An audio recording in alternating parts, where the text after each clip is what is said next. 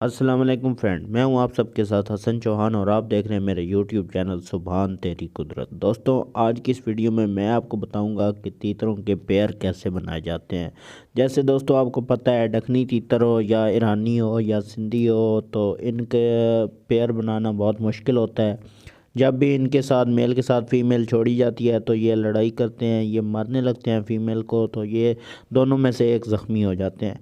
तो आज मैं इसी तरह आपको दखनी तीतर का पेयर लगाने का तरीका बताऊंगा कि इसका पेयर किस तरीके से लगाया जाए। तो वीडियो शुरू करने से पहले आपसे रिक्वेस्ट है कि आप मेरे चैनल पर न्यू हो तो सब्सक्राइब कर लें, बेल आइकन कॉल पर सेलेक्ट कर लिया करें, क्योंकि मेरे आने वाली हर वीडियो का नोटिफिकेशन आप तक बआसानी पहुँच सके। तो दोस्तों, सबसे पहली बात यह है कि आप इनकी एज का ध्यान रखें। अगर आपके पास बड़ा मेल हो तो आप फीमेल भी जो है वो बड़ी ख़रीदें। ऐसे ना करें कि फीमेल जो है वो 7-8 मंथ का हो और फीमेल आप 3-4 मंथ की लेकर आएँ। मेल से फीमेल एज में बहुत ज़्यादा कम नहीं होनी चाहिए, तकरीबन 1 मंथ का फ़र्क हो तो वो कोई मसला नहीं है। ऐसे समझ लें कि आप अगर आपका 6 मंथ का मेल है, 6 महीने का, तो आप 5 महीने की उसके साथ फीमेल लगाएं।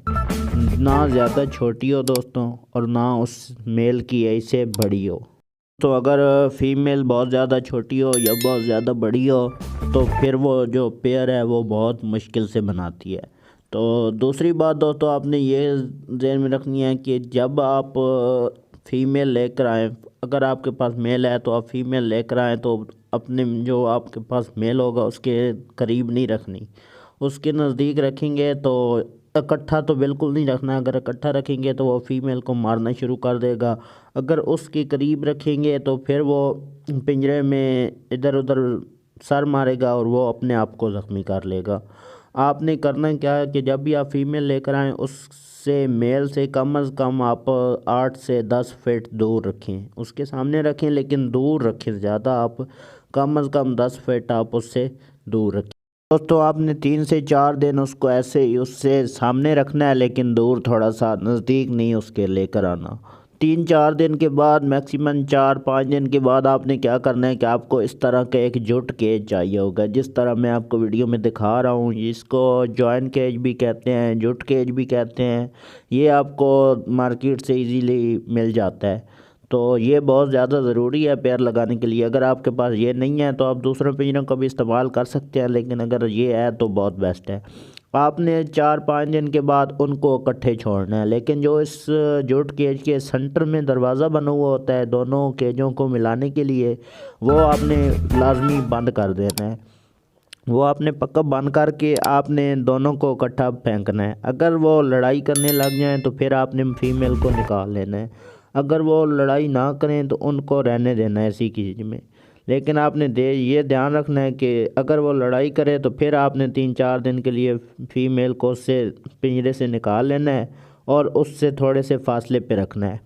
फिर आप, अगर आपका जो तीतर है वो लड़ाई ना करे तो आपने इसको 10-15 दिन इसी केज में रहने देना है। 10-15 दिन के बाद दोस्तों आपने इसका जो अंदर वाला दरवाज़ा है वो खोलना है। तो उस वक्त भी आपने ध्यान रखना है, क्योंकि बाज़-औक़ात 10-15 दिन गुज़र जाने के बाद भी ये जो तीतर होता है ये लड़ाई कर देता है, फीमेल को मारने लगता है।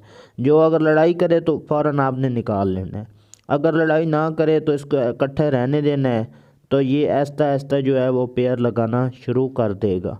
तो इसी तरीके से दोस्तों आप रखेंगे तो आपका पेयर जो है ना वो बन जाएगा। लेकिन ये थोड़ा सा टाइम लगाते हैं, कुछ 15 दिन में बन जाते हैं, कुछ 20 दिन में, कुछ इससे भी ज़्यादा टाइम लग जाता है। अगर मादी को मेल जो होता है वो फीमेल को मारने लग जाए, उसको ज़ख्मी कर दे, तो फिर उसको निकालना पड़ता है। फिर उसको इसी तरह उसके जो साथ वाला केज है उसमें डालना पड़ता है। फिर उसको कुछ दिन लग जाते हैं, लेकिन आपका 1 मंथ के अंदर पेयर लग जाता है। अगर आप इसी तरीके से सही लगाएं तो आपका जो है पेयर बन जाएगा। फिर ये फरवरी मार्च से जो है वो ब्रीडिंग भी स्टार्ट कर देता है। जब दोस्तों इसकी ब्रीडिंग का सीज़न आएगा मार्च में, तो तब इंशाल्लाह मैं आपको इसकी ब्रीडिंग के हवाले से भी बताऊंगा कि ब्रीडिंग किस तरह से करवाई जाती है और इसकी क्या खुराक होनी चाहिए। सब चीज़ें को मैं आपको वक्त के हिसाब से बताऊंगा, तो आप अगर मेरे चैनल पे न्यू हैं तो मेरे चैनल पे जाके देख सकते हैं, काले तीतर की वीडियो मेरे चैनल पे हर मसले की मौजूद है, हर नुस्खे की मौजूद है। उसके बावजूद भी अगर आप दोस्तों को कोई मसला है काले तीतर का, गोरे तीतर का, तो आप मुझे कमेंट्स में बताएं, मैं इंशाल्लाह आपकी ज़रूर रहनुमाई करूँगा।